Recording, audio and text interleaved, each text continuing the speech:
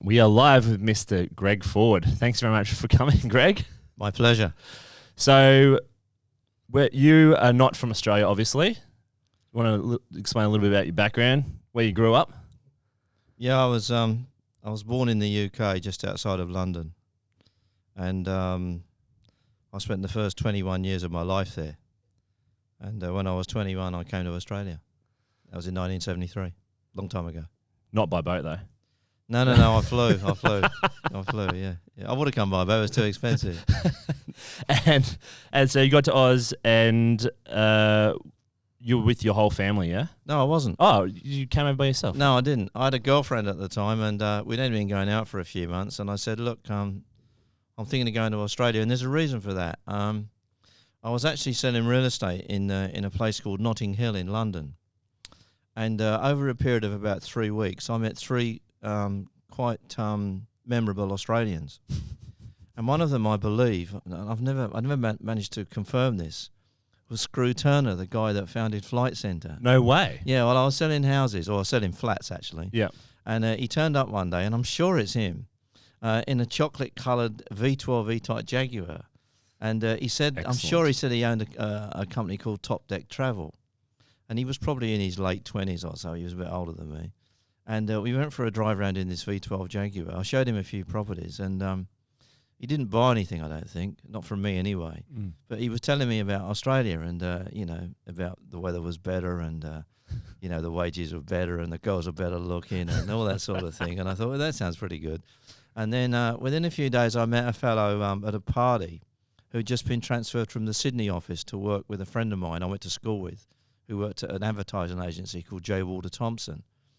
And he was telling me that the money that he earned was far more than his counterpart in the UK, and that he's been sent over for a few months. And so, the weather and the financial aspect that I was being told about started to sort of ring true. I was 20 years old at the time, and then I met a third guy, and he absolutely disliked UK. He just didn't like it at all. He said, I can't understand why anyone live here. He said the beer's crap and the weather's terrible. And, where do you come from? He said, I come from Melbourne. So he told me all about Melbourne. And so I said to my girlfriend, I think I'm going to go to Australia. So I before that, I phoned up the Canadian embassy and they said, no, you can't get in here. You've got to have some fancy qualifications. Into Canada. Yeah. Why did you want to go to Canada? Because I had some relations there. Okay. And it was closer. And it was also close to the USA, and I thought I could see myself riding across Wyoming and whatever, Yeah. But then they said, no, I'm sorry, but you can't get in unless you've got some sort of fancy degree or you're a qualified nurse or whatever. So I thought, oh, bugger that. So I thought I'd phone up the Australian embassy just on the off chance after meeting these three Aussie guys. And the guy on the end of the phone he was quite funny. He said, yeah, he said, you can go to Australia. He said, have you got a British passport? I said, yeah. He said, that's all you need. He said, and you need to go and get an X-ray to make sure you haven't got tuberculosis. Oh, my God. So I had, really? I had to go and get a TB, and this is what they used to do, That was your visa bridging, visa screening. There was no visa required, and everyone they said, oh, you get there for 10 quid, but that wasn't the case, The joke, of course, was 10 quid was a rip-off because they said it was return and it wasn't, But anyway, it cost me £165 to buy a single ticket on Alitalia Airways to fly to Melbourne. And we bought one each, myself and my girlfriend, and we did the 36-hour trip via about 4 or 5 stops, and we arrived in Melbourne totally jet-lagged in August 1973. Wow. And we've basically been here ever since. So did she stay over here? After 18 months, it was a bit of a trip for us, and we actually saved some money, and then we went back to the UK to see all our relations, and then we parted ways, and she went one way, she went to live in France, and I came back to Australia. Very nice. And then I was... How long was that gap between returning back after? Was that a year over here and then you went back? Yeah, about 18 months. I was there for only about 3 or 4 months, and I came back. Yeah, okay. Yeah, there was 1974. So you really fucking loved it. Well, 1974 in the UK was pretty bad. I think it was called the Winter of Discontent, and there was the oil crisis. Work was hard to get. The weather was getting cold. And I was sitting with my mum and dad one night, and some old Chips Rafferty film came on about him droving cattle from Queensland down to south somewhere. And I suddenly got a bit homesick for Australia. I'd only been here for 18 months. So I thought, I'll blow this. I went back. So I came back, Amazing. Yeah. And when you went back the second time, yeah, what did you do with yourself then? I came back on my own, and I spent 3 years riding around Australia on a motorcycle. Did you really? Yeah. I arrived in Perth. I can't believe I don't know these stories. We've had so many chats before. Yeah. No, I arrived in Perth, and I got in with a crowd. We actually sailed that time. It was a thing that used to fly to Singapore, then get on a boat. And I ended up in Perth with all these migrants, and they were all trying to get into Australia because on December the 31st, 1974, they brought in the first visa requirements. You couldn't get in. Okay. So all these British people were desperately trying to get into Australia. So there was a huge crowd of us arrived in Perth, and I spent the summer of 74 in Perth. That was the year of Cyclone Tracy, actually. Oh. And we used to go to Swanbourne Beach and frolic around naked and whatever, you know. It was absolutely fantastic, you know. And then I thought, well, I want to see Australia. So I thought the best way to see it is to hitch. So I actually hitchhiked across the Nullarbor. Did you really? Yeah, it was ridiculous. How many cars were back then? Because it's the longest stretch of straight road in the world. Yeah, I know. And most of it was dirt back then. And, you know, I got picked up by a fella that worked for the PMG, or Telecom, as it now called, Telstra. And he dumped me in the middle of nowhere. And I stood there for hours. And then one vehicle went by, and it was an old guy driving a prime mover with a trailer on the back carrying a bulldozer. And I literally got on my knees and begged him to stop. And he did. He stopped. And so I climbed on board, and I sat on the bulldozer at the back. And so you didn't even go in the cab? No, because he was in the cab. He had a couple there, and he allowed the girl from the couple to sit in the girl sat in the cab with him. Yeah. He was an old guy. He was probably 70. Yeah. And he'd been doing that trip for like 35 years. And he was driving this bulldozer to Adelaide, and I was on that back of that truck for 4 days. And what time of the year? Dropped us off at Seduna. You've been getting fucking about cooked. March. Yeah. It was like something. It was like something out. We felt like the Africa Corps, because we were all sat there at the back with face masks on and all covered in red dust. And we actually ran out of diesel at one point. And I was sat there. That was my turn to sit in the driver's seat of the bulldozer, a big bulldozer. And he ran out of diesel, and we sat there for like 3 hours. And I'm sat there at the seat, and I was looking around. You know, there's nothing there. It's just bare. Yeah, the Nullarbor, arid land. And then I looked, and there was a great big like a cap behind me that said diesel. So I unscrewed it, and I looked at it. It was full of diesel. So I said to the truck driver, I said, I think his name was Ernie. I said, "Oh, mate, there's some diesel in this." He said, "Oh, good on you." So we managed to siphon out the diesel, and we managed to get to the next roadhouse. You know? Oh, my God. Yeah. I was a bit of a hero that day. I bet. Yeah.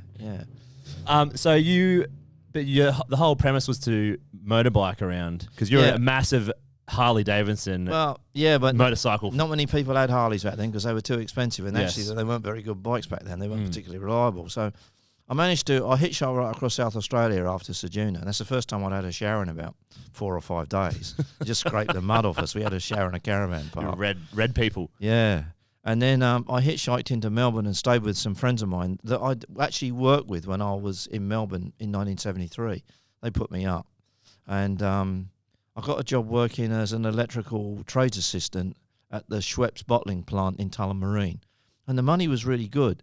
And after a few months, I saved up enough money, and I bought myself a new Kawasaki 900, as you do. Yeah. And I thought, well, that's it. I'm going to ride around Australia on this, you know. Did you ride when you were back home in UK? Oh, yeah. I started riding motorbikes when I was 16. You know, yeah, okay. So I have my UK driving licence, and that's the only one I had. Yeah. I got stopped a couple of times, and the cops looked at it, and they didn't know what to do, you know, because they can't take points on me because I've got any to start with, you know. I just said I was a tourist. Just send it in the mail, mate. Yeah. And then I ended up, got a few jobs. I ended up in North Queensland, living on a hippie commune in Palm Cove. You're kidding. No, that was great, you know. Listening to Hendrix. Yeah, I was. I was. He'd been dead for a few years by then, but I met this Kiwi girl called Brenda Calder, and I'll never forget her. And she was working in a bar in Melbourne. And I used to go there a couple of nights a week, and I said to her one day, I want to go to North Queensland because it's going to turn cold. Do you want to come? She said, yeah, all right. So she said, but I've got to go to Sydney to see my sister or something. She said, can you pick me up there? I said, yeah, all right. So, I mean, you're in your early 20s. It was, free and easy days back in the 70s. How good. So you never know you're in an era till it's over, of course, And I decided, she said she's got to be there a few days, and I just jacked my job in. In fact, I actually got fired. What for? Tell me that story. Well, what are you doing? Well, we weren't doing very much, to tell you the truth. That's one of the reasons, one of the reasons we got laid off, I've generally found that's why I don't agree with the fair work laws, because most of the people that get fired deserve to do so. I know, because I've been in that position myself. Absolutely, yeah. I've never been fired without good reason. Yeah. So I thought, well, I'll go and see the Snowy Mountains. So I got on my Kawasaki 900, and I drove up into the Snowies, and somehow in winter. This is about it was about May or June. May, June, July, mate. Yep.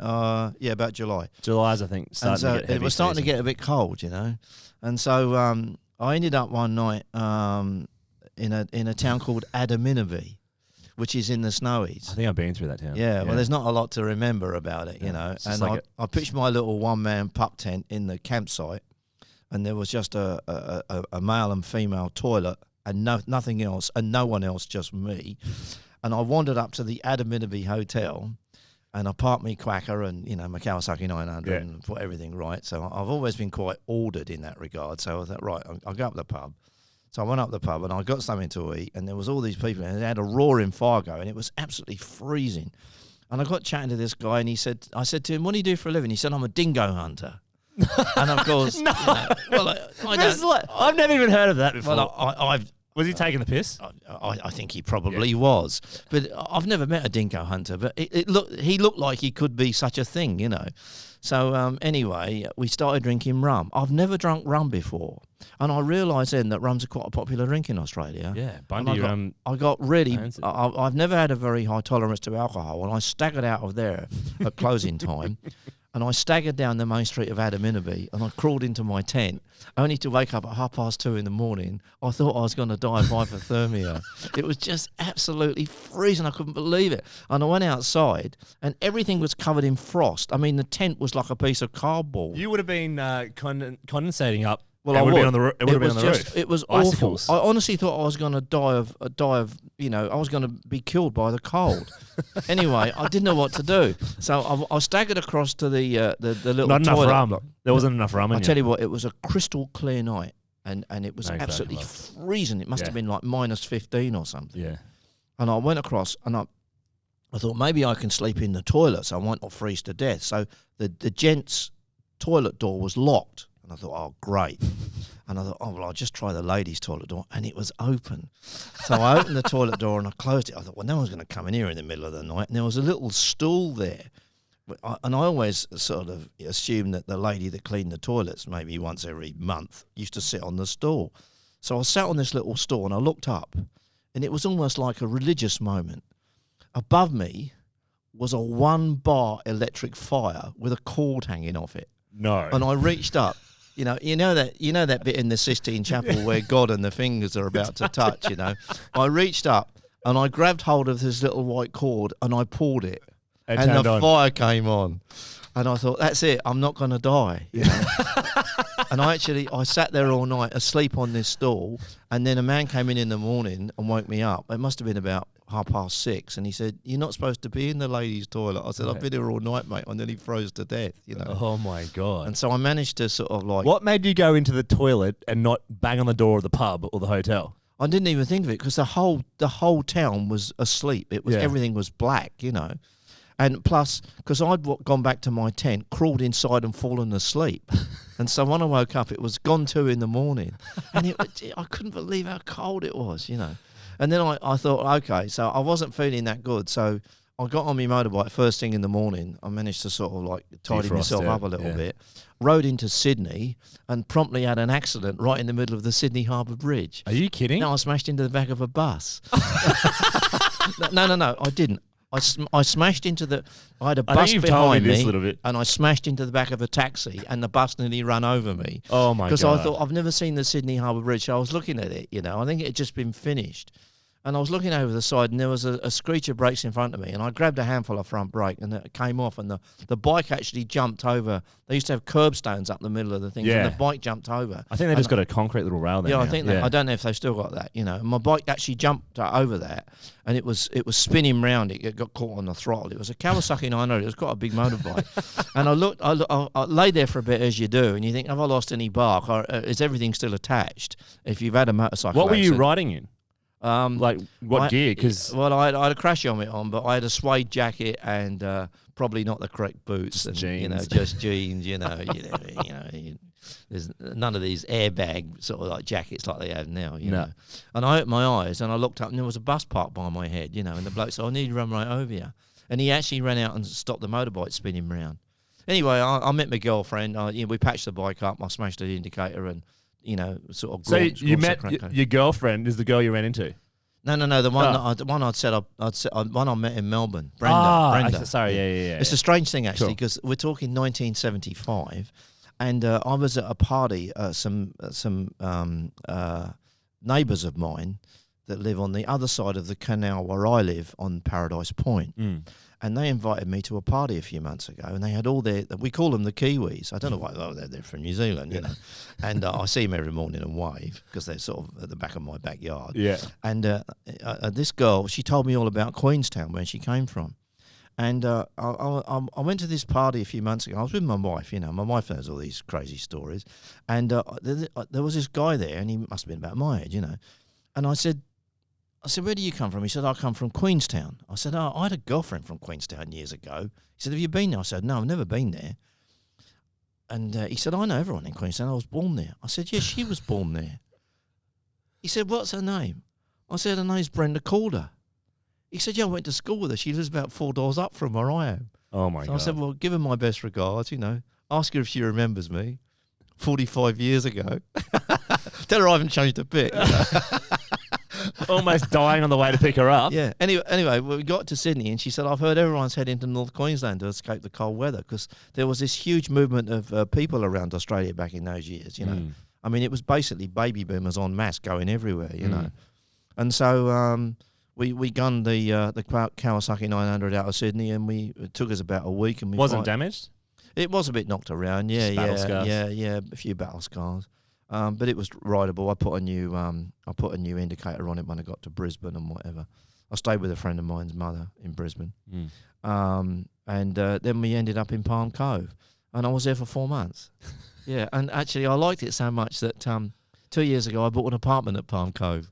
No, I remember you doing that. Yeah. I can walk up the end of the street, and there's a jetty there now, and all the locals say, "Oh, it's always been there." I said, "No, it wasn't. It wasn't there in 1975. I think a cyclone had taken it out." Yeah.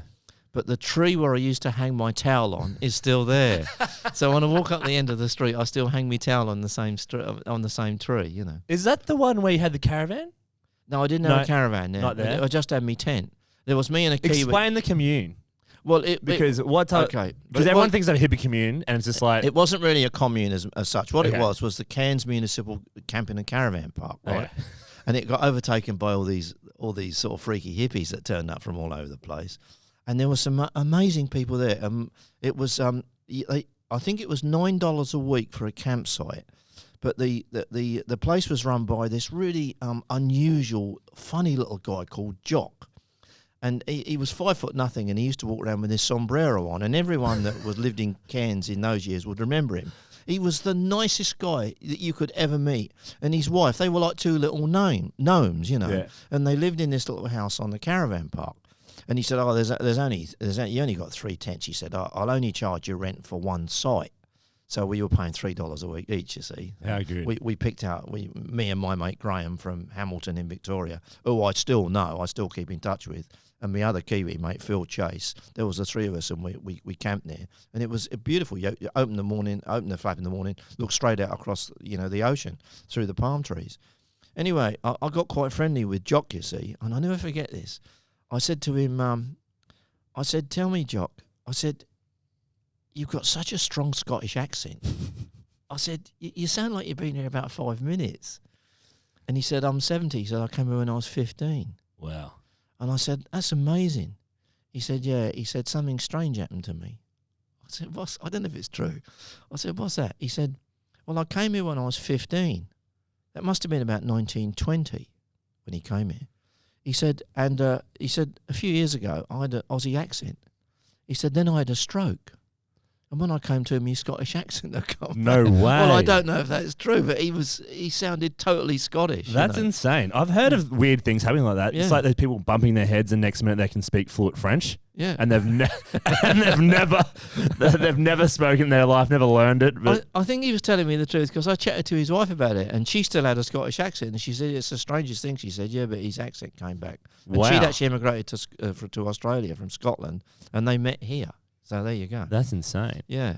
And Anyway, I lived there for 4 months, Yeah. and what did you were on do? the- Just have time off up there and just chill, or? we were on the dole. This was back in the Whitlam era. You only had to walk past the dole office and they signed you up, you know.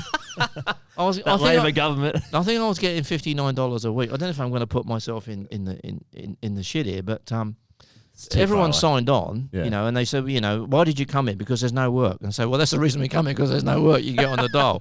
So we're getting $59 a week. Was it 49 or 59? Someone asked me that the other day, but it seemed like a lot of money at the time because you could buy a carton of beer for $7, you know. Yeah. And I think fuel was about 15 cents a litre. But interest rate was through the roof then, though, wasn't it? Well, it doesn't matter. Doesn't Yeah. matter when you're living in a tent. Yeah. You know? I think I used to fill up my Kawasaki for about $2.80. So $49 a week is probably like $400 or $500, or say $400 a week now. Yeah. And then, Can't so I live started, shit with I've that always now. been frugal. They call me Frugal Ford, you know, because I never waste anything. So I opened an account with the North Queensland Building Society, and I started putting my dole checks in there. And then one day a bloke pulled up called Paddy, and he said, does anyone want some work? And my mate Graham, who was only 19, he said, yeah, what have you got? He said, you want to cut sugar cane? And he said, yeah, I can do that. Because he used to work on a farm, see, because he was brought up on a farm. And the bloke said to me, he said, you ever cut sugar cane? I said, mate, I'm your man. Never cut sugar cane in my life, you know. So he took us off to this farm at Yorkie's Knob. Phil Chase, he didn't want to do it. He wanted to get some flash job in Cairns, you know, serving in a shop or something. But it's one of the best jobs I've ever had, you know. Cutting cane. They used to give us a Thursday morning off so we could go to the dole office, you know, get our dole, because we had to sign on every week. You know? Yeah. Used to be a good crowd there too on a Thursday. It was quite social. We used to get our dole checks and all go to the pub, you know. It was fantastic. And did you get back on the rums when you were in the sugarcane fields? No, I didn't. I started drinking, I think it was North Queensland Lager. Okay. Which was terrible beer. It was cheap, you know. We used to buy big tall bottles of it, tallies I think we used to call them. Yeah. So we used to sit around every night having campfires and just wasting time and you know, there was girls there. We all had girlfriends, and people came and went, you know. And the tourists used to come and gawk at us. We used to be sitting around by the fire, you know, playing guitars and that. And I used to go to the Cairns Folk Club, and I became their resident banjo player. Never been a very good banjo player. Yeah, it was just a great time, really, you know. That's amazing. And so went from there. Where did you head to next? Well, we thought the weather was going to start warming up, and the sugarcane season, we were cutting it by hand for replanting. And then, you know, they say, sometimes 2 weeks in paradise is a week too long. I think my Kiwi girlfriend realised that we weren't going to turn into a permanent item, so she decided to go back to the land of the long brown cloud. Sorry, the long white cloud, and she left. And then there was another girl there that sort of kept me there for a bit, you know. And I wandered around there for a time, and then that kind of fizzled. So I thought, where now? So I looked on the map, and I said to Graham and Phil, why don't we go to Alice Springs? And they said, that's a good idea. So we got on our bikes and we headed west. And we went down to Townsville. I'll never forget this. I pulled into a service station. There was a woman came out there and she said, is that a Kawasaki 900? I said, yeah. She said, I love those bikes. I thought she's trying to chat me up. But I don't think she was. And then her husband came out. And he was standing there. Yeah, he was standing there. And he, you know, not sort of like you get in a fight with. Yeah. And I said to him, tell me, I said, me and my mate, we were heading for Alice Springs. Is this the right road? Because I wasn't sure. This was Townsville back Did you in have the maps? 70s. Or you just winging it and going by signs? You go by signs, don't you? Yeah. You know? It's more adventure. It's difficult to write a map not the and destination. ride a Kawasaki 900 at the same time, you know. And this guy said It's all something. about the journey, not the destination. This guy isn't said it? something I'll never forget. Now, I do not know whether he said this to me for the first time or whether he's used to say this to people on a daily basis. He said, yes, he said, this is the road to Alice Springs. He said, you go along here for 700 mile and take the second turning on the left. I'll never forget him saying that. Probably Australia is the only place where you could say that and get away with it. People forget how big Australia is. Like, It took us a week to get there because it was soft sand for a lot of the way, you know. because they're just still graded roads then. They were sort of Not not even very well graded. graded. It Yeah. was terrible. It's all dirt. Terrible riding on those roads, yeah. Because Queensland has the most dirt roads left out of Australia, and it's got the biggest road system. And like I've driven multiple times from Brisbane and Melbourne, and you go through New South Wales, Yeah. Victoria, and it takes you 21 hours, just a bit over 21 hours. Yeah. But you drive from Brisbane to Birdsville, which is in the corner of Northern Territory, South Australia, and New South Wales, and it's 26 hours, and you're still in Queensland. Yeah, yeah. And that's the wide part, not the long part. Yeah, I can believe so that. it's Yeah. just ridiculous how big the country is. We got arrested in Charters Towers because we looked like drug dealers. They banged us up. What for did the you look like? afternoon. Well, What? we looked- Long hair and beard. yeah, we've been living up in Palm Cove, and you know. What? And, They just rolled up and said you guys look like drug dealers. no, they just rolled up and said you're under arrest.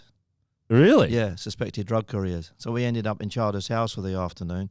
It was only Graham that managed to phone up his father in Hamilton in Victoria, who his dad was the mayor of Hamilton. Oh. And the guy got on the phone and eventually they let us go. Yeah. They checked everything. They looked up the handlebars Oh and my everything. God. You know? Yeah. That's Horrible. insane. Yeah, I know. And Anyway, we finally got to Alice Springs, you know. did you enjoy it? I got in a bit of trouble there, actually. To no surprise. Of course you did. It's an easy place to get in trouble. Yeah, Alice? I'm not sure whether I should say this because You can say the guy you can still say might, whatever you want. the guy still might be looking for me. That's fine. He might be dead by now, but anyway, I managed. Just do it. Just Yeah, do it. I live was once. staying in this hostel. Well, it was a hostel. We used to share these beds. You know, there's about 4 of us to a room. You know, and I got a job at the Humes Pipe Works, and Darryl, who was the manager, I'll never forget him. He's a good bloke, real Territorian. He couldn't remember anyone's name, so he used to call me Pommy. He said, I got there. I got there, and I said, look, you got any work? He said, can you drive a crane? And I suppose, you know, the You said yes, didn't you? well, the correct answer is what Albert Einstein said when they said, "Can you play the piano?" He said, "I don't know, I've never tried." You know, so I said, "Yeah, I think so. I can drive a crane." You know, so he said, "Good." He said, "Well, you're the new dogman because the crane driver's leaving." So within a few weeks, I was driving the crane. You see, so I was a crane driver at Humes Pipe Works in Alice Springs. I know a lot about concrete pipes. I learned a lot about concrete pipes there. You know. Anyway, I was there for about three or 4 months. And we were all planning to head off to Indonesia, go and save some money and go and spend 6 months or 12 months there, you see. Mm. And I met this girl. You know, I've forgotten her name. It's terrible. I've tried to remember her name. And she was lovely. She had a lovely face. And she was just lovely. She was a lovely girl, you know. And she was from Alice Springs. Yeah. Anyway, I better backtrack a little bit. When I first got to Alice Springs, there's, you know, I've always had a bit of an interest in cars and motorbikes now. I'm not fanatical about it. There was a bloke driving around in an orange Porsche. A Porsche In Alice Springs? 914. Yep. Left-hand drive. It was, at that time, the only left-hand drive car I'd seen in Australia. And someone told me that you could have left-hand drive cars registered in both the Northern Territory and Canberra, but nowhere else. You can now, but back then you couldn't, you see. And anyway, I was in the TR at the Humes Pipe Works, and Darryl I became a bit of a mate with Darryl the foreman, you see, and he said, "Oh, Pommy," I said, "What's that?" He said, he didn't exactly say this, but he said, "You know that girl you're going out with?" Colloquially, I said, "Yeah." He said, "Her boyfriend's back in town." I said, "She hasn't got a boyfriend." He said, "Well, he hasn't been told that. Everyone else sort of was wondering why you were going out with her because her boyfriend's been away." I said, well, she told me she's dumped him. And he said, well, she hasn't told him she's dumped him. I said, right. So where do I, how come I'm involved in this? Yeah. He said, well, he's been in Korea. He said, you know that guy you saw driving around in the Porsche 914 when you first got here? I said, yeah. He said, that's him. I said, oh, right, big bloke. He said, yeah, big tall bloke with dark hair. I said, yeah, that's him. He said, that's her boyfriend. I said, what's he been in Korea for? He said, he's the Australian Taekwondo champion. Now, I don't know to this day whether that's true, but I'll tell you something. You didn't stay around? Did I leave Alice Springs in a hurry, I'll tell you. That was on a Thursday afternoon. He paid me up Friday morning. Phil helped me sell the Kawasaki. Sunday morning, they dropped me outside of Alice Springs, and I hitchhiked out of that town. So you left your bike? 45. No, they sold it for me. They sent the money on. I got the money in Darwin. Yeah. And to this day, I've never been back to Alice Springs. And I'm still not sure if I'm going to try. Alice is pretty rough. It is very, it's way rougher now than it was back then. I saw some terrible racism there. I saw some terrible fighting. Yeah. And it was one of the scariest places I've lived in. There was some. It's meant to be the most dangerous town in Australia. Yeah, that wouldn't surprise me at all. And I have to say, I saw a lot of white guys there. A lot of them were into martial arts, and they were thugs. Yeah, really. As bad as I've seen as a kid in London. Yeah. I've never seen that in Australia or anywhere else, but I saw it in Alice Springs, and that's the reason I left. Well, getting out of there. So whatever there's happens, not much else to do. Don't broadcast it as this in the Northern Territory, will you? In case he's still looking for me. If he was, how much? I'm not worth beating up now. I'm too old. Well, how old was he? I suppose he would have been about 28. Well, she was about 20, and I was 23 or 24 or something. Mate, he'd be way older. I was 23. Yeah, flicking now and fall over. Maybe not. Or if he's alive. Maybe not. Yeah. Oh, that's hilarious. And then, when did you come back to Brisbane? Because your family moved over here, eventually. Yeah, I went and spent a bit of time wandering around Asia. You know. Okay. And I started driving buses from London to Afghanistan. No, you did not. Yeah, I did, yeah. Are you freaking joking? No, not at all. There was the 1970s. Were you gun running? No, not at all, no. And why didn't we not talk about this? Well, I wanted your daughter for that long. I wanted to go overland back. There was a big thing then to go overland from Darwin to London. You know, if it's like getting your black belt in being in a hippie. You know, so I went overland from Darwin to London. I ended up in Timor when there was a fight going on. And there was tanks driving through Kupang, and I had to get on a tramp steamer to get out because there was bombs going off and all sorts. We have of to stuff. hear it. So you went. When did you leave for this trip? This is ludicrous. I did not. This is about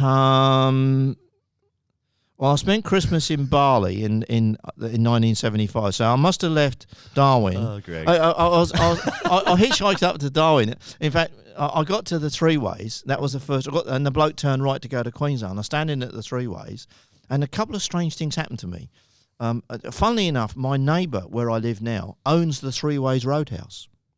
Wow. And I told him this story, and he wasn't that impressed, actually. But I was standing outside there, and I was trying to hitch a lift, and they got ants up there. They're about 3 inches long, these ants. They eat your feet when you're trying to stand there and get a lift, you know. And I had my guitar and whatever, and I had my little blue Ferguson radio that I'd had with me for since I was a teenager. And I tuned it in, and the only station I could get was the ABC, because that's all you can get in Northern Territory is ABC back then. Might probably different now. And I actually, I know exactly the day, I know exactly the hour I was standing there getting a lift, because I tuned it in, and the only thing that I could hear was people shouting in Parliament. And I listened to the Whitlam government getting sacked live. No way. Hitching, at the Three Ways. Yeah. Oh, my God. Yeah. And then I was standing there, and I thought... Did you realise what was happening at the time? Well, no, not really, because I was never that political. You know, I barely knew who Gough Whitlam was. I didn't really understand what the Labour Party was all about. But I heard it, and then I heard him actually say live on the radio, God bless, God save the Governor General. I heard all that live. Yeah. Anyway, shortly after that, this bloke pulled up in this International Harvester, like this big van thing, you see. And I was hitching, and he stopped and he said, "I'll give you a lift up." I think it was to Catherine or somewhere, or somewhere further up the road. He said, "But you'll have to help me start me car." I said, "Why is that?" He said, "The starter motor's buggered." I said, "All right." Said to push him. So we pulled into. He kept it. Pulled into the three ways. He fueled it up, and then we couldn't push it because it was full of gear, and he was going back to Darwin because he lost his house in Tracy, and he was driven up from Adelaide, which is where he was originally from. And he said, I'm going to do something. He said that I have to do about every 2 hours when we stop. So he said, you sit in the car and put your foot on the throttle just about halfway, turn the ignition on and put it in second gear. It was a manual. And so I did that. He got a trolley jack out. He put it under the diff. He lifted up the back wheels and he put a big rope round the wheel. And Paul started it. Paul started it like a lawnmower. It was petrol. I've never seen anything like it. And they just drop it. And then when it's going, he just took the jack out, stuck it in the back, and off we went. And I've actually done that. I've done that. I learnt that. I've done that. I've got a vehicle going by that. That's awesome. Really weird. I've never seen it done. But if you live out in the bush, they learn all these things, Bush mechanics. And he actually dropped me in Darwin. And then I was walking up the road. I was a bit of a hippie, long hair and had my rucksack and all that sort of thing. And this bloke pulled up and he said, "You going to the concert, mate?" I said, "Well, what concert?" He said, "Donovan's playing in Fanny Bay." So I said, "Yeah, I'll go." So he took me back to this squat because there was all these empty houses. There was people lying all over the place.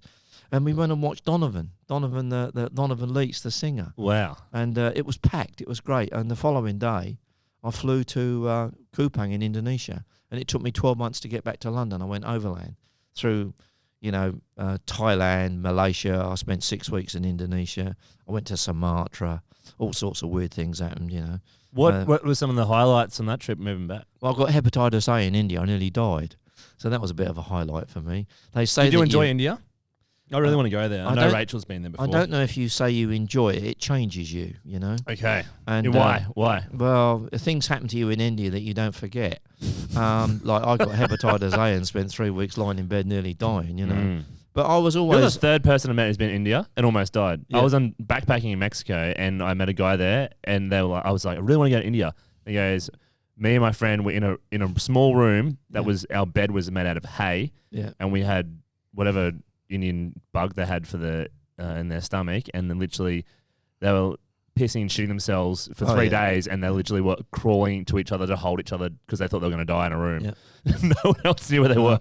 I know exactly what that feels like.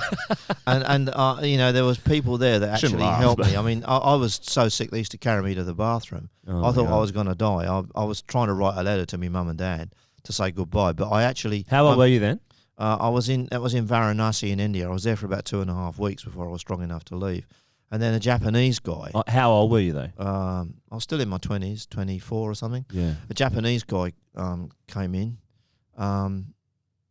It's strange because he'd been in Indonesia and they called him Seratus, which is Bahasa Indonesian for 100, because I think that was like his Japanese name. And he was on his way to England to buy himself a Velocette motorcycle. Strange guy. And he found out I was English, and he found out I knew a little bit about Velocettes, which I didn't know that much about. A mate of mine actually was killed on one when he was 16, and I was 16.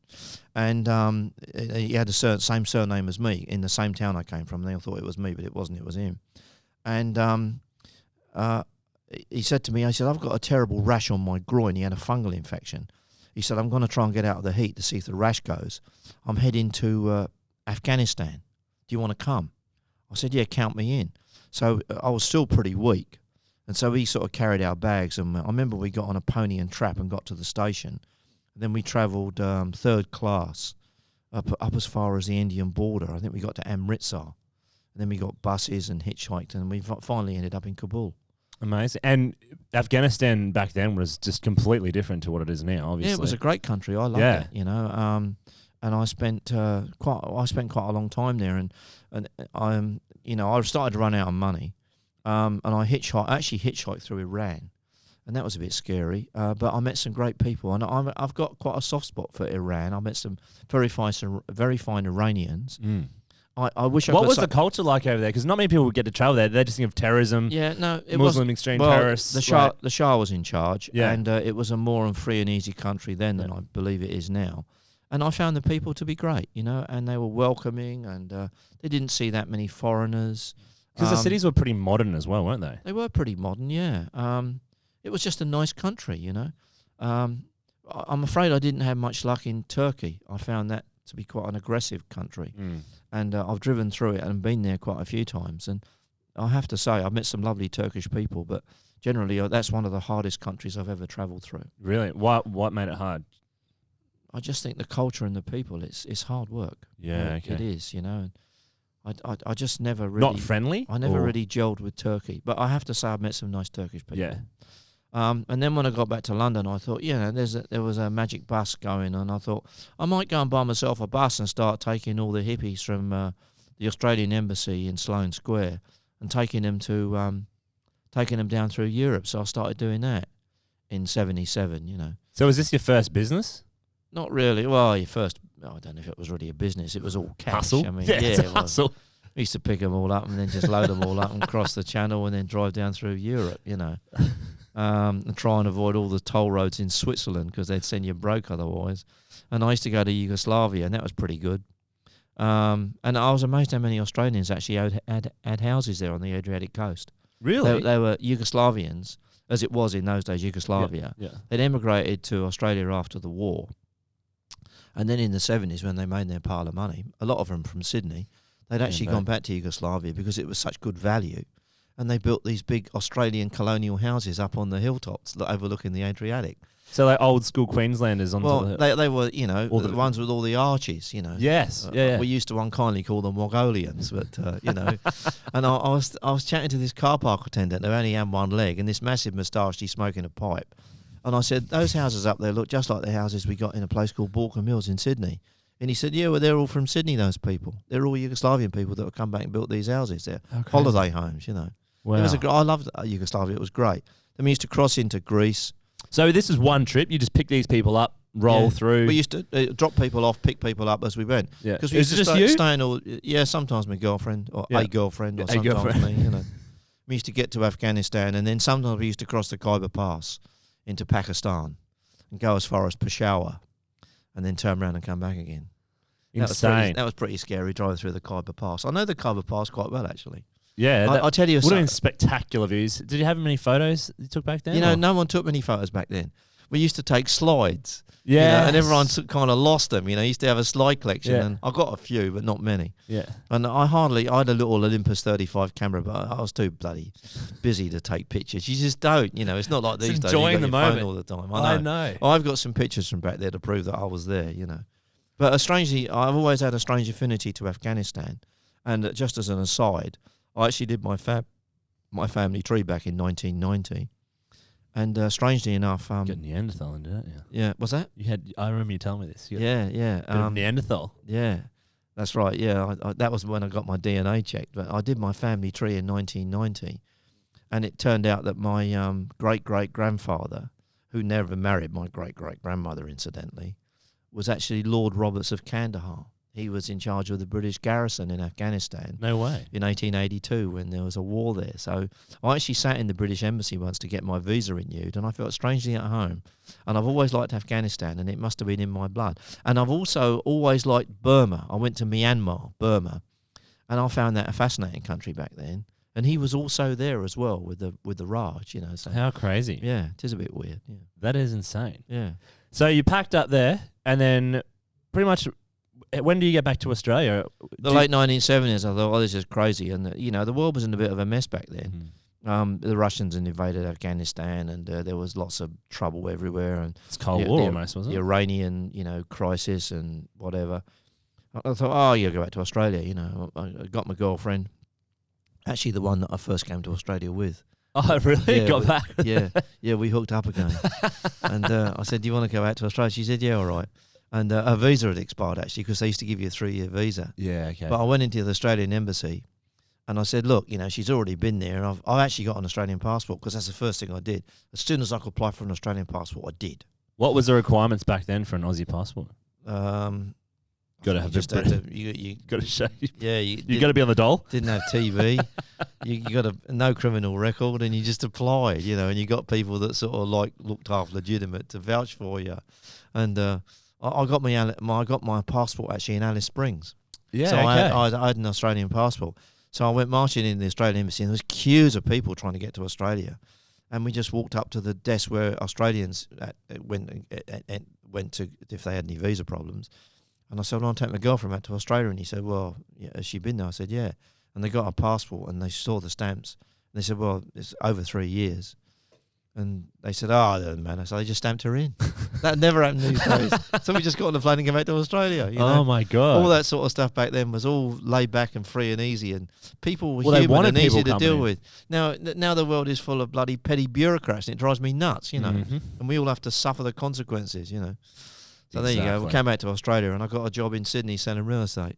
So you went back into real estate again? Well, I went after all the years after I sold it in Sydney, in London. London, yeah. I got a job in selling real estate in Sydney. Yeah, towards the end of the 1970s. So you obviously ended up starting a very successful tool company. For those who don't know, Trade Tools. When did your business? Because how long were you doing real estate for, and then when did your business side of the career path start? I've never really had a career, tell you the truth. The journey. Yeah, because that's the same as me. Yeah, no, what happened? Yeah, that's it. Yeah. I'm not one of these career people. You know, I've never had a. It's all about the journey to get I'm there. still waiting for my career to begin, whatever it's going to be. You know, I wanted to be the lead guitarist of the Rolling Stones, but Nick never bothered to phone me. You know. Anyway, what happened was, I went back to Sydney, and I thought I'd get a job selling real estate because I did it in London when I was 20 and 21. So I got a job up on the North Shore, Pennant Hills actually, in Sydney. I liked it up there, and my girlfriend got a job working selling clothes, I think, in Artarmon, and the traffic wasn't anywhere near as bad as back then in the late 70s, you know. And then my dad, who was then I think 54 or 55, back in the UK with my mum, he got fired from his job, and he was one of the top salesmen in the world for Crown forklifts. And it was their policy then. You got let go at 55. Wow. He even knew the owner, Jim Dickey. And so... Is that a UK company, Crown? No, Crown is an American company. Ah. Yeah. Yeah, wow. But they've got a very big presence in Europe. Yeah. Everywhere massive now. Company, yeah. Jim Dickey used to get his yachts built by one of my customers in Bulimba. Yeah, wow. He used to sail, yeah. Riviera used to be. Was it? I forgot. Volvo engines would... I can't remember what it was called. It was years ago. But anyway, he said, do you think we'd be able to get into Australia? So I wouldn't have a clue, Dad. You'd have to go up to the Australian embassy. But I had to send over a photocopy of my passport. And because I was the only surviving family member, they let them in. They let them emigrate to Australia. And so when they were 55 or 56, myself and my girlfriend, we drove my Pontiac Parisienne down to Mascot Airport and picked them up. And they came back and stayed with us in our shack at Normanhurst on the upper North Shore of Sydney. Welcome to Australia, Mum and Dad. And then he said, what am I going to do? He said, I don't know what to do. And he said, I'll lie about my age, because you could back then. He said, I'll go and get a job in the tool store, which is what I started off doing. So we went and got a job with a company called Power Tools in Granville in outside of Sydney. And after about 9 months, he said, we should go and do this ourselves. So you both were working there? No. I was selling real estate. Oh, okay, yeah. And he was selling tools. But he's always been in the tool industry ever since I was a kid. I still got the tools that I used to play with as a baby that he was selling. They were his demos when I was a kid, Amazing. So they shipped everything over in a container. Not everything. There's a lot of things they forgot to bring, which I'm really annoyed about. I always reminded my mother, You're very sentimental, though, on those things. You mustn't throw anything away, You never know when you're going to need it. Anyway, so we said, I said, Dad, I've been up to Coffs Harbour. That's a really nice place. We should go and open a tool shop there. And then my girlfriend, who became my wife eventually, for a time, she said, well, Greg and Len, why don't we call it Glenford's?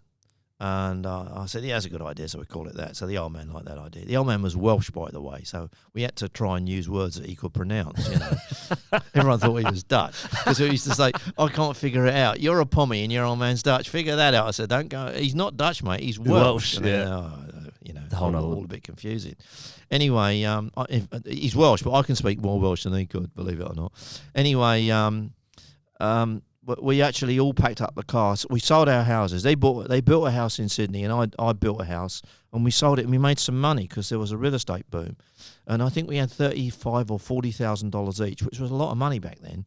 You could buy 3 Ford Fairlanes in 1980 for $40,000. I know, because my ex-boss from the real estate agents where I worked at went and bought a new Ford Fairlane, and it was $13,300, which was $1/3 of $40,000, which was how much I had in the bank.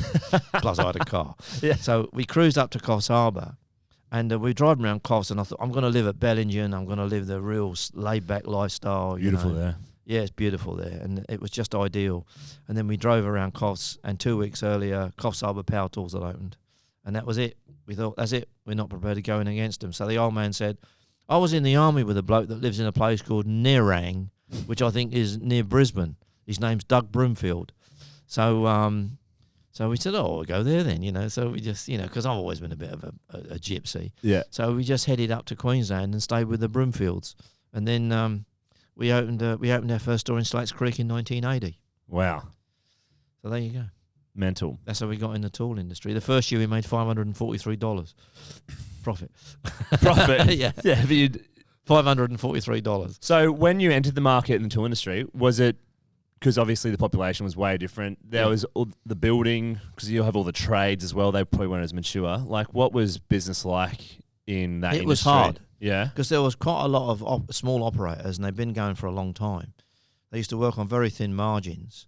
But we were lucky in some ways. You know, luck always favours design, I suppose. We opened a tool store in Slates Creek.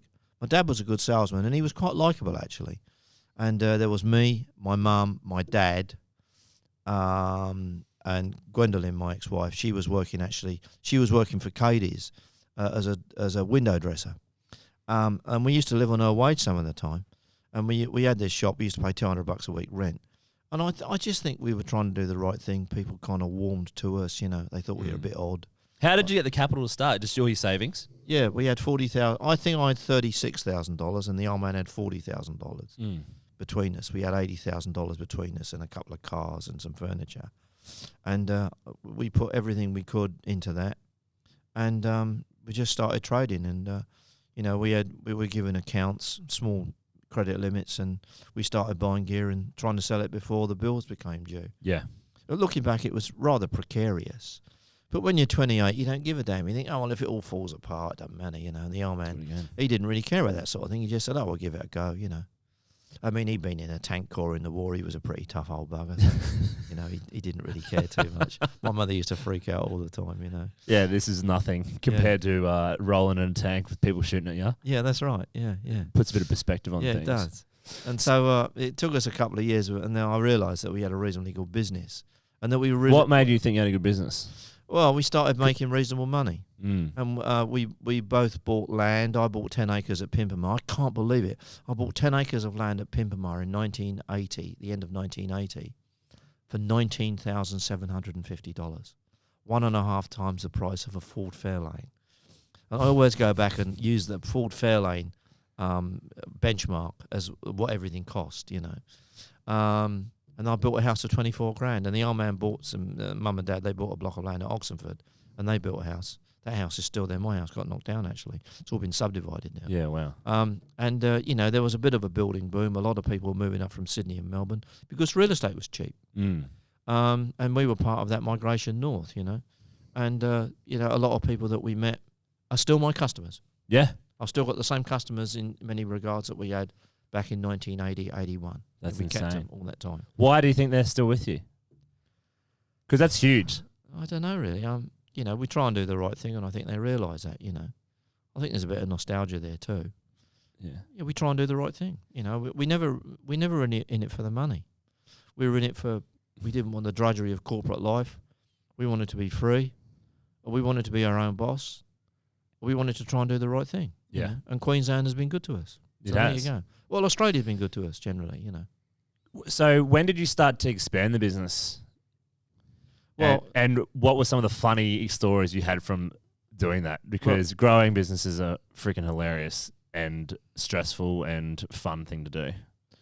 Well, in 1983, I sat down with the old man one day and I said, you know, we just had our third end of our trading year.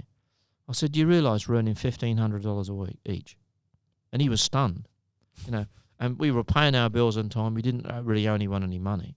And that was quite a lot of money back then, you know. I was driving around in a Ford Fairlane. He had a GXL Fairmont that he loved. our wives had cars. I married Gwendolyn by then. I was living on 10 acres at Pimpamar. They had their acreage property. And he said one day, I'm kind of fed up with doing this. He said, I'm 60. I'd like to retire. Mm. And I thought, God, I don't know. What am I going to do? So I said, oh, well, there's always do something else. And so we put the business on the market and sold it in 2 weeks. And, as the... That was your first exit. Yeah, as all the planets lined up, I decided to go back to the UK again. My wife was missing her family. They were all back in the UK. Mm. They were a funny old lot, but she missed them, And everyone's in law. Yeah, my mum was getting a bit homesick. She'd been here for like 7 years or so by then. So and the dollar was really strong, and it was during the miners' strike in the UK. Margaret Thatcher taken on the miners, and the pound sterling had collapsed. Wow. And so I said to the old man, if we're going to go, now's the time. Look at the exchange rate.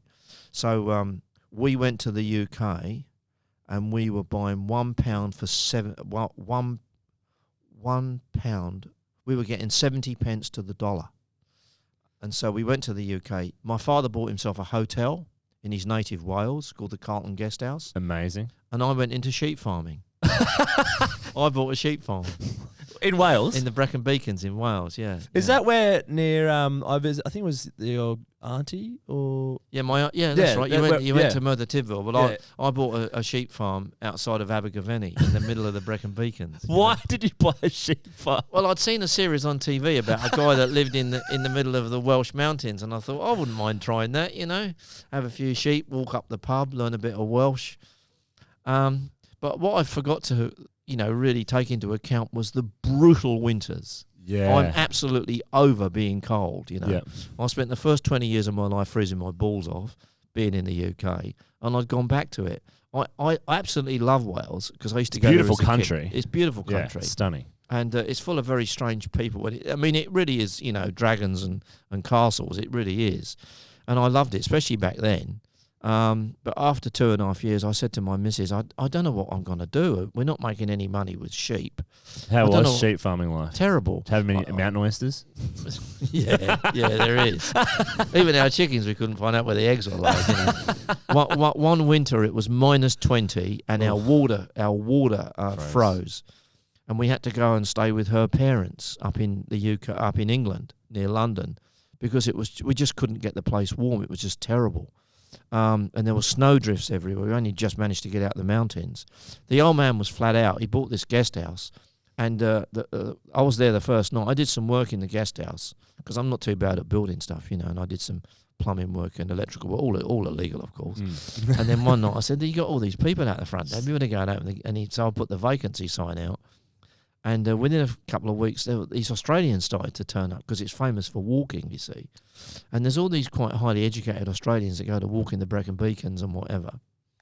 And it ended up that the word got round amongst the Australian expatriate community that lived in the UK that there's a Welsh guy there at the Carlton Guest House in Crickhowell in the middle of the Brecon Beacons that gives you special treatment if you're Australian. So within a year, this guest house was chock-a-block full of Aussies.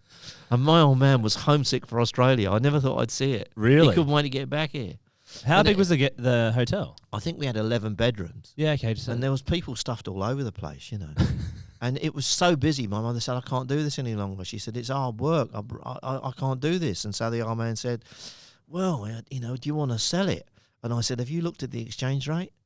And the dollar had collapsed again, and because the pound had collapsed. Yeah. So the dollar had collapsed against the pound, and the miners' strike had over. Margaret Thatcher, for all the wrong reasons, had won, beaten the miners, which I never agreed with. Although they were both to blame in many ways, and the pound had got really strong.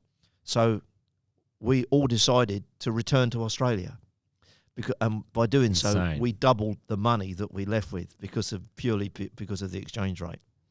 And so the amount we left with, we came back and we doubled the amount.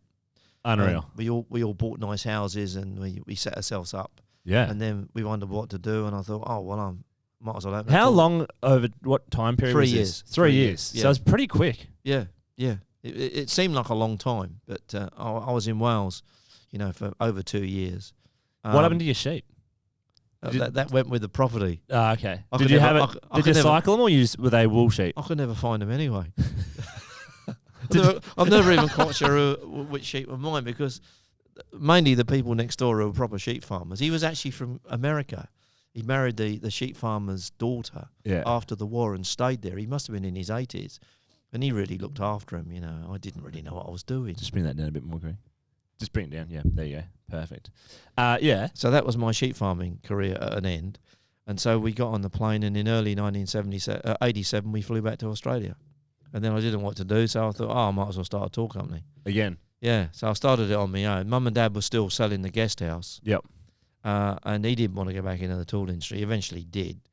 We opened him a shop in Nambour because he was bored. We opened that when he was 70 years old. Give him something to do, and the figures went through the roof. I couldn't believe it. Just because he loved what he was doing. Yeah, he did. He loved it. He missed the sort of the camaraderie and all the little stories he used to tell and all that. Anyway, we opened Trade Tools. So why did you choose the name Trade Tools? I didn't. Who? I called it Queensland Power Tools. Okay. Yeah, and then I started. Where was this store now though? Capalaba. Okay. Yeah, Brisbane's Bayside. Yeah, and I opened a store there, and I got one of my mates who was an alcoholic. He used to work for us at Glenford's. He got fired because he was drunk all the time. I said, "You want to come and give me a hand?" He said, "I'm on the dole." I said, "Yeah, well, that's all right. I'll let you go on Thursday so you can go and sign on." Double check. I'm not going to get in trouble over all this, and so we opened up there, and most of the time he stayed sober. He was pretty good actually, and he knew a lot of people. He knew all the suppliers and that, as I did. So we opened a tool store, made a profit the second week.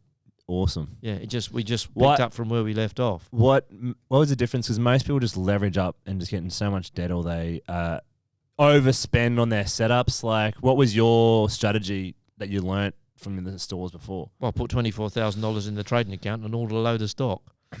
And, I'd already imported from Taiwan, so I got onto one of my old contacts there and got a container underway.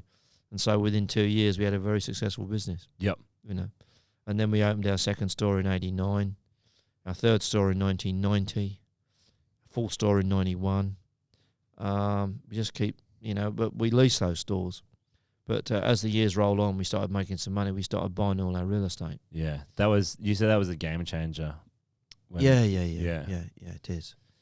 So we've got a large portfolio of property that we put together since 1987. So when you go into a trade tool store, they're mainly stores that belong to us. Yeah, exactly. Yep. You guys do something very, very different compared to a lot of other companies in regards to the way that your team or your employees are involved in the company. Yeah. Some of the people that work for us have been working for us since the Glenford's days. Yeah. And what happened was the person that bought Glenford's, he treated them okay, but I think they preferred working for me and my father. And so they, as they left, they drifted back to us. And I thought, these guys have been with us a long time. And there were some pretty key staff members there. And so I started in the early 2000s to grant them shares in the company. And there's 27 of them. Unfortunately, one of the guys died. There was 28. 27 shareholders plus myself. And they own some of the shares. And they stay. Some of those guys have been there since the early 1990s. I had lunch yesterday with Darryl. He's been with me since 1988. Dave Cooper, who semi-retired, and he puts our wheelbarrows together. He first worked for myself and my dad at Glenford's when he was 17 in 1981. He's still there. Do you think having an involvement in the business has helped that, or just because it's such a cool culture? Everyone works, like whenever I go on a trade tool stores, like everyone just works their ass off as well. But do you think it's just because of that element where it's a long-term game, or is this a combination of everything? Because a lot has evolved from you. Like you roll in there and you can see that attitude. It's no bullshit. Yeah, quite friendly. Yeah, get it done. Yeah, keep your word. We always try and do the right thing by people, because in our industry, if you don't, they don't come back, and you can't blame them for not doing so. We try and keep our people engaged. Everyone at Trade Tools is paid on commission. Yep. And so everyone is plugged into our figures. Yeah. Everyone. And I mean, even the receptionist, everyone that works in the stores, everyone that drives the trucks, everyone in the warehouse, they're all on a basic and commission system. And as our figures go up, their salaries go up. Yeah.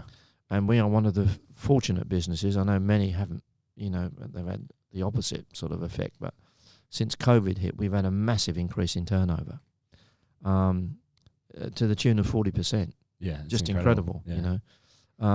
And we still can't really figure out why that has happened. There's all different factors involved, but we're just riding the wave. The only thing I tell my lot, and we've got 270 employees now. It's insane. Is that, I've been through plenty of busts in my time and plenty of booms, and a bust always follows a boom. That's it. That's and if you go over the world economy over the last 10,000 years, I don't think much has changed. I don't know what's going to happen this time. People keep asking me. I have no idea. Well, nothing makes sense at the moment. You've got Trump fighting bloody old mate geriatrics. You've got the whole world is just the stock market's going to the roof, and some businesses are absolutely killing it, and some are just walking zombies waiting for this government money to pop off. And the rest are just, I think there's going to be a lot of new businesses pop up as well. I've never seen anything like it. I hear a lot of younger people saying about the world has changed, but younger people have said that since time immemorial. The world always changes. In fact, the world hasn't changed that much since 1980. If you really think how we lived in 1980, we didn't have computers as such. We didn't have mobile phones, but we had running water. We had hot water. We had soft beds. We had reliable cars. We had warm houses. Good motorbikes. And yet if you go back 40 years prior to that, the world was a very different place, So I don't think the world has changed anywhere near as much as people say. Just technology, though. I don't know if technology has made that much difference as people like to think. I think in some ways it's had a crueling effect on the way that people interact and enjoy themselves. I think there's a lot more stress than there was years ago. I often say that, Queensland was a better place in the 1980s. And when I say that, I mean it. There wasn't so many people. We weren't so squeezed together. We didn't sit in traffic jams all the time. There wasn't the pressure that there is now. It was more laid back. I think life was better. Life was easier. Yeah. And I miss those times in some ways. It is. I agree with you. I on the other side of it as well, I think technology's totally increased the way that business has gone, because like you're able to sell stuff online and reach a far bigger audience just through that captive channel. So do you think you'd have the same growth, or what are some of the major things you've seen like change over how old's Trade Tools now? 33 years. 33 years. Yeah. Like dramatic change of that time. What are some of those key things that you've seen change over the years in your industry? Well, we turn over a lot more per staff member than we did really in terms of dollars. Yeah. Why is that? I think mainly because our prices have stayed. I mean, I could look at a catalogue that we put out in 1990. Our prices have hardly increased. But that's what capitalism is. I know. Like when you have those efficiencies, you invest, good idea, and then it shouldn't keep going up. It should be what it is, and essentially, if it's right, productive, it should keep going down, which makes it cheaper. Yeah, well, I don't want to sound like a screaming socialist here, but I mean, the world reached an equilibrium of ecological sustainability in 1970. Yeah. And things have been slowly sort of like deteriorating since then. So the coronaviruses and stuff. What's that? Coronavirus and stuff, trying to equalise out some of the stuff. I know. Well, I mean, David Attenborough was on the TV the other night saying in some ways that coronavirus might be a symptom of the way that we live now. And I tend to agree with him. He's a very clever man. Did you watch his last documentary? I watched the one about extinction the other night. Yeah, I think it's his last one. It's like his testament. Yeah. It's good to see him finally speaking out. I'm kind of on the fence a little bit about climate change. I know that humans are involved in it. I don't tend to agree with a lot of the more extreme views that we're completely and utterly responsible for it, because There's been on the same page as you. There's been changes in the environment and climate before. Climate always changes. Yes, it does. And the worst time for disease and death in humans was the Dark Ages. Yes. Which yes, was, wasn't it 30 or 40 years or something? Yeah. How long was the Dark Age? No. The Dark Ages went from like the 5th century right through to like the 11th or 12th century. So it's until the Age of Enlightenment. Yeah, it's like but there was a medieval warming period. Yes. Which I think went for 200 or 300 years, and it was quite a prosperous time. It was the time of the Enlightenment and everything else. There was also mini ice age that followed that as well. But I do tend to think that when I was born, there were 3 billion people or thereabouts on the planet. Now there's 7 billion.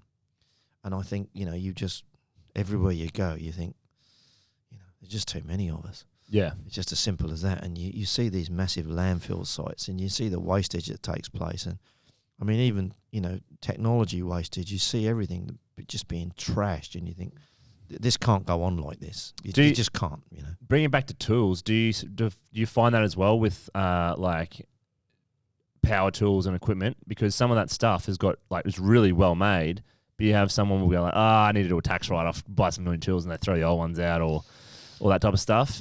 It's a lot of waste. I don't think a lot of people, especially men, I don't think they'll throw things out because they just want to get something new because it's a tax write-off. Yeah. But of course, sell it. It's all very well to say that the world has gone cordless, and in my industry, it has. Battery, yeah. Yeah, I don't know how much that we sell the battery operated that makes up the percentage of our overall turnover. It must be 40 or 50%. When I started in this industry, there was no cordless. I remember when the first cordless drill came out. It was a Makita, and we used to sell 10 a week per store. And people used to build houses with them, and they're only 7.2 volt. But now everyone wants, 18 volt or bigger. And, they buy a cordless kit, and it might last them 2 or 3 years, and then it's junked. But I've got tools that are 60 years old that are still quite usable. They've got a power lead on them. But I often say to people, comparing a cordless tool to an electric tool, one with a corded tool, is a bit like comparing a torch to an electric light. A torch will never last as long as an electric light connected to the grid. So there is a cost involved in that, and the cost of that is wastage. There's huge wastage in this, I know they can recycle some of the lithium, but everything else. But even that, they're mining it. There are all these electric cars at the moment, and they're like, lithium batteries are the best, but lithium mining is one of the worst things to the environment. It's worse than coal mining. Very similar in that regard. I know a lot of people wouldn't appreciate this, but I call electric cars coal-powered cars.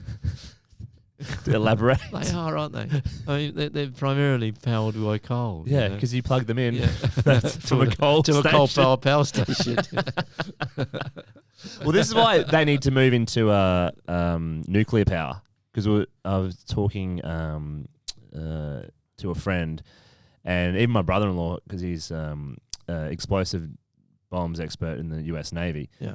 And there's so much... I've heard about this guy. Yeah. I think... my daughter still keeps in touch with his wife, isn't that right? Yeah, my sister. Yeah, your sister. That's right. Yeah.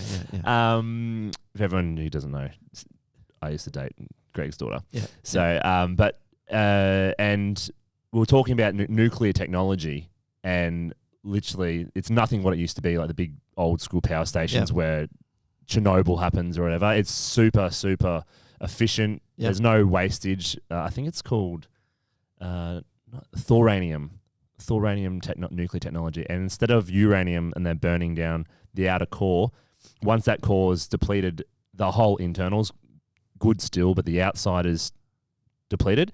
And there's no way to restore that. So they throw that out, and that's where they have the nuclear waste. But this thorium, I think it is, it actually burns the entire core. So there's no rubbish left over, and it runs way cooler, etc. They only use all the technology in uranium because you could turn that into nuclear weapons. And that's why the advancement on the technology went down that path. Well, there's a very famous environmentalist called Bjorn Lomborg, and he is quite outspoken. The Green Movement don't particularly like him because he says a lot of their initiatives aren't going to work. And I think he's a proponent of nuclear power. And there's some very clever people that seem to say that it's the right way to go. Everyone's sort of like down on coal, I don't know how they can be that in Australia and yet keep exporting it to people that want to use so much of it. There's a bit of hypocrisy going on there. But uranium is banned. Oh, not uranium. Is it? Yeah, uranium is banned to be mined in Australia. Yeah. So I don't know what the answer is. I don't think anyone's got the right answer, apart from going back to leading a simpler life, which is something that I'm aiming to do. Yes. As you should. What were probably some of the biggest challenges you faced when you were getting your business off the ground? Competition primarily. Yeah. I mean, everyone was out to try and send us broke, But everyone has competition. Like, if you have an idea, I'm in a very unique position where when I started the Bearded Chap, we were the very first product in the country. Right. There are about 12 of our competitors in the world. Now there's a million of them. Yeah. But we were just lucky to have a first mover advantage. So we're like the Vegemite of bloody men's grooming in Australia. Yeah. But what separated you? Because I know that you guys had really fucking good air compressors. And that was one of the things that... Oh, I mean, the market forces you to be innovative, and if you're not, you sink. And from day one, we were being asked all the time about, do we sell air compressors? And I hunted around. This is back in 1980. I hunted around and found a guy that could supply us from Melbourne. They were good guys actually, but their supply was erratic. We never get enough air compressors. So I remember once I unloaded a truck of air compressors, 10 of them. Every one of them are sold and fully paid for. And I thought, this is crazy. So I started to look into making our own air compressors, and we first started making them under the Glencoe brand in 1983. And then when I went back into the industry in 1987, we started making them under the Renegade Industrial brand. And it was I was sitting next to my mate Kev. We were outside the Capalaba Hotel, and a new Jeep pulled up next to us, and he said, "There's one of those Renegades." CJ7. Was it? Yeah, it would be probably, CJ7 Renegade, probably. Yeah. And he said we should call Renegade. I said, "Yeah, we'd call them that." Took us about 20 seconds to decide on the name, and I stuck a palm tree next to it because we had a palm tree at the front of the store, So we called them Renegade air compressors. We never trademarked the name back then. I did later, but we went for about 15 years calling them Renegade before I bothered to trademark it because I was trying to think of a better name. It's never happened. I never came up with a better name, really, because we were a couple of renegades. I used to drive to work with me ponytail, and I was in my SLR 5000 making a lot of racket, and we were renegades, really, What so I this is something that people always freak out, then they don't understand. Like, how did you come up with the formula for your products? So I just literally sat down and built it like a cake. Did you do the same when you when you did the air compressors? Like, did you have any idea before how to do it? Oh yeah, I mean, I made some classic mistakes. I mean, that's where you learn, isn't it? Yeah. So, as I say, successful people always talk about their failures. Yeah. They're the fun times as well. Failures always talk about their successes, Yes, I like that. That's true, isn't it? Yes. If ever you meet someone that tells you all about his successes, you're talking to a failure, Yes, that's great. Touche. Yeah. So I made a few mistakes, and I learned things from customers, and some of the customers are really knowledgeable, Because they were from the trades as well. Yeah, they were from the trades, and they knew more about the product than I did. Tools. Yeah, that's right. So we basically, I wanted to put together a compressor that I like the look of. Yeah. And we didn't build it down in price. My aim was to build the Harley Davidson of air compressors. And we started off making V-twin air compressors like a Harley Davidson. And that was our sales pitch, really. This is the Harley Davidson of air compressors. So some people don't like Harley Davidsons. Well, that's their problem. Go get a Honda. Yeah. I mean, I first saw the Harley Davidson that I wanted to own when I was 15. We had a local, very famous woman called Dr. Barbara Moore, who was one of the founders of the Ban the Bomb movement, and she was nuts. She used to walk all over the UK and carrying banners, and everyone knew she was. She was a doctor, and she had this American boyfriend who was a lot younger than her. And he used to ride into the high street in the outskirts of London where I was brought up on this Harley Davidson, and we used to sit there and just look at it, you know. It was the only Harley Davidson we'd really ever seen, apart from seeing them on movies. I mean, even if you watch the Wild one, have you watched the Wild one with Marlon Brando? No. Fantastic motorbike movie. I watched the Alamo. Yeah. You recommend that's that a good one? movie. I watched that one. There's no motorbikes in the Alamo. No. Yeah. But, and I actually was at Milwaukee at the head office a few years ago, and they said to us, does anyone know how many Harley Davidsons were in the Wild one? And I said, I know. And he said, how many? Of course you did. I said, none. There were none in it. So I'd never even seen one in the Wild one. And I saw it when it was first released when I was 15. They finally allowed it to be shown in the UK. And I always wanted to own a Harley Davidson Electroglide. And that's what I've got one now. Obviously. Yeah. I've had it for years, you know. So it's a childhood thing now. And when I sit on it, I feel like I'm 15 again, you know. So Well, there you go. it's that adrenaline rush that you get when you get on a motorbike. Yeah. How many? I'm just going back to the air compressor here because I just wanted to get an understanding of like your thought train and going through it, because obviously you know how many times did it take you to. Because did you build it yourself or did you outsource it? No, I build them ourselves. Yeah. The early ones I used to build them at night and Yeah, then I sell them remember- during yeah. the day, you know. Yeah. That's what I was just making sure that I wasn't tripping out. But I mean, it's not high tech. no. As but long as you it's can still use a just spray going. gun and a shifter, you can normally put an air compressor together, you know. So why isn't there a million people doing it?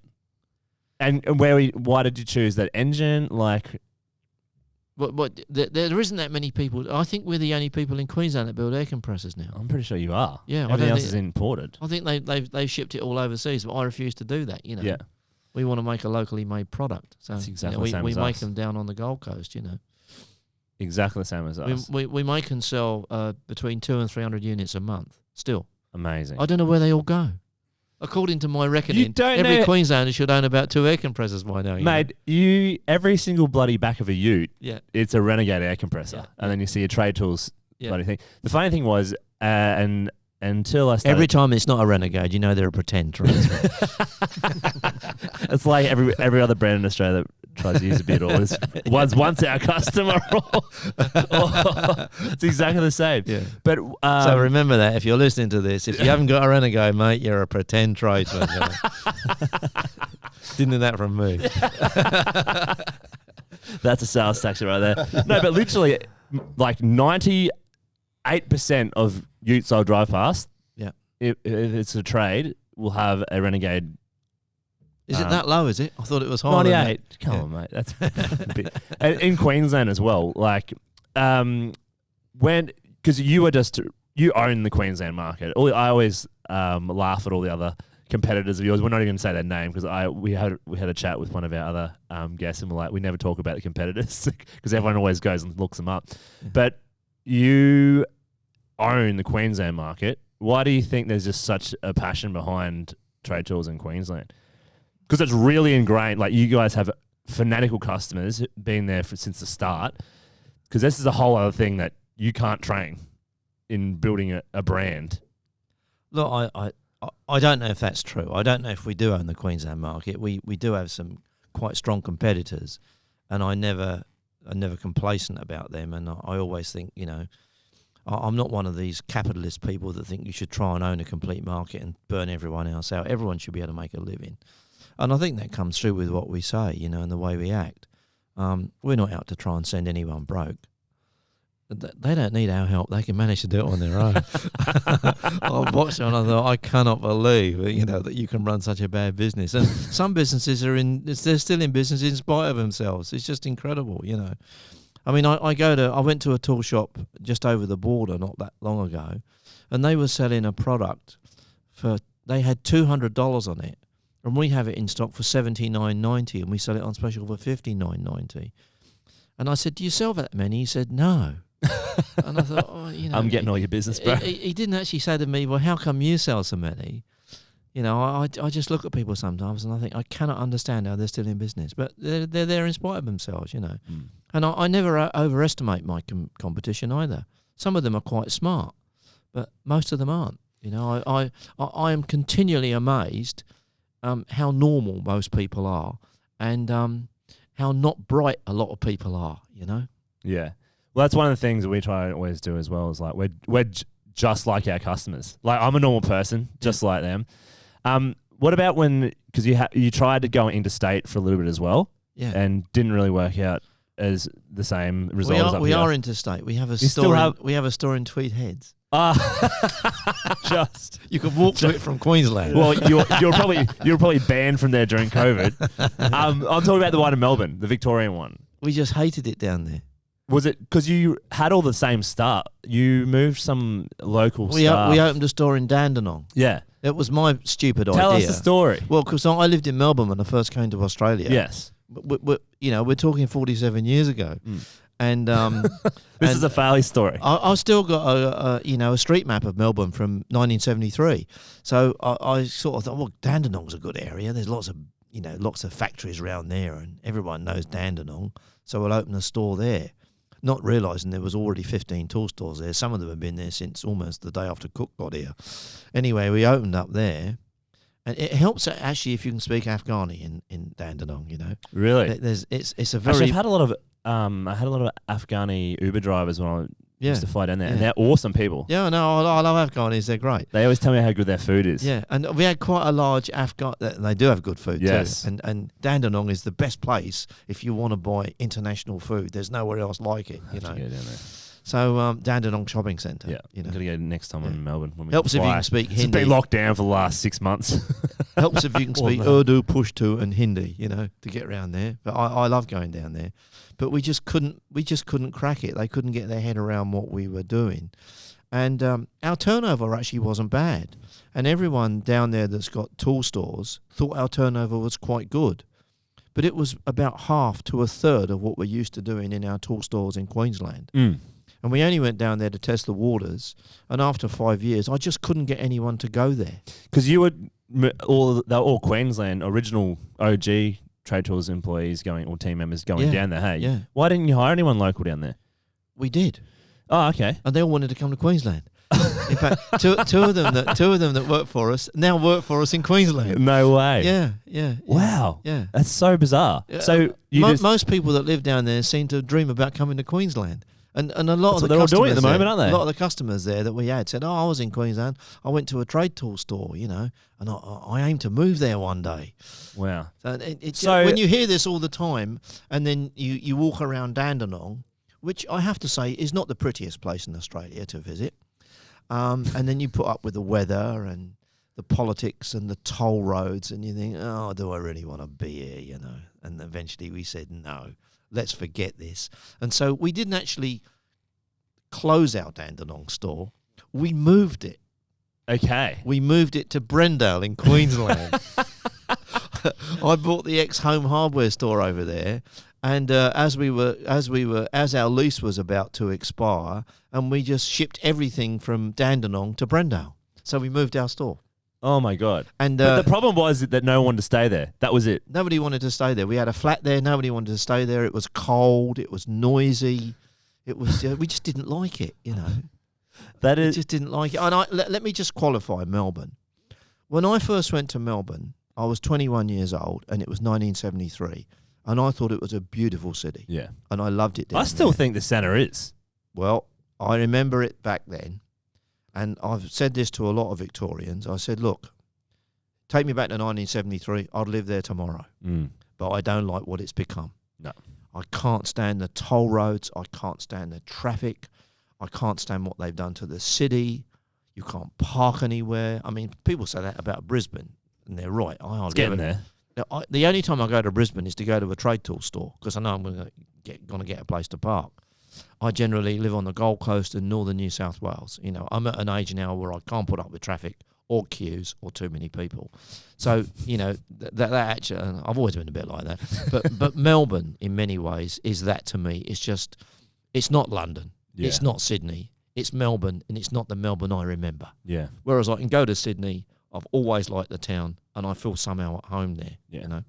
A lot of people don't like Sydney. I don't know why. I think it's a great city. So do I. It's that hustle and bustle. I think it's the only truly international city in Australia. That is a correct statement. Yep. Still got beaches. It still has beaches as well. Yeah. It's a very unusual city. Yeah, it's the only truly international city in Australia. You've never got to excuse the fact that you're from Sydney.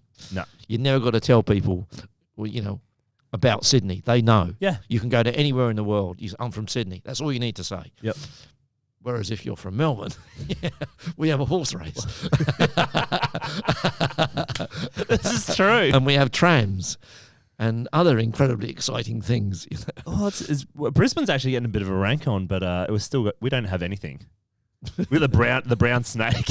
You got a river that flows upside down. So, what if you were going to give advice to someone starting out in business? What 3 things would you say from your experiences that you? Right. Well, I think you should spend a night in Adaminaby in a tent in the winter. You should definitely try and crash a motorcycle in the middle of the Sydney Harbour Bridge. Without any doubt, you need a course in cutting sugarcane in North Queensland, and preferably a crane driving licence somewhere in Alice Springs. Don't ask me to go there because I'm still too scared to return. And preferably a father that's been in the tool industry. That's the only advice I can give you. I can't. I haven't walked in other people's moccasins. I think the most important thing is that you got to go into something that you feel a little bit passionate about. And I know that's a well-worn saying. No, it is true. But you should never try and sell something that you wouldn't buy yourself. And people do. I mean, I've done that. In many jobs I tried when I was a teenager, and you think, I wouldn't buy this thing. You shouldn't do it. If your heart's not in it, go and find something else. Yep. Simple as that. I totally agree with you. Because if you can't put your name behind a product or a service that you're providing, people are not stupid. They know straight away. Well, they read your soul, don't they? Yeah. They read your soul. You're full of shit, not trusting you, see you later, down the road. Right. That's Just right. someone who actually cares. Yeah. So what's next for you, Greg? Well, I'm trying to... Because you're still the chairman, and you keep telling me you're going to retire. Yeah, I'm trying to retire, really. Trade Tools means... retirement at Trade Tools means you don't work Saturdays. I bought... or Wednesdays. Yeah, I bought 145 acres in northern New South Wales. And everyone says whereabouts. I'm always almost reluctant to tell them. Don't tell. As soon as I tell them, they smile, you see.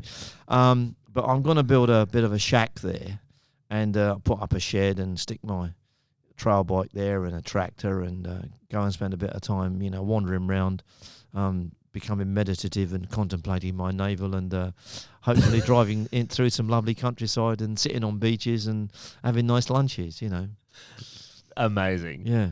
Well, thank you so much for coming up here, mate. I really appreciate it. If anyone wants to contact Greg, you can go to the Trade Tours website and write him an email. He's not on social media. Unless you're from Alice Springs and you used to drive a Porsche 914. I don't want to hear from you. But you can check out Trade Tools at Trade Tools on all the social media stuff. They really are an awesome shop. And TradeTools.com. TradeTools.com. Yeah. And if you go in there and you can actually have a really good experience. And if you're looking at starting a retail store, it's a really cool place to go in and feel what a great, successful Queensland and Australian-based business is. So, well, thank you. Thank you very much, sir. That's a wrap. Goodbye.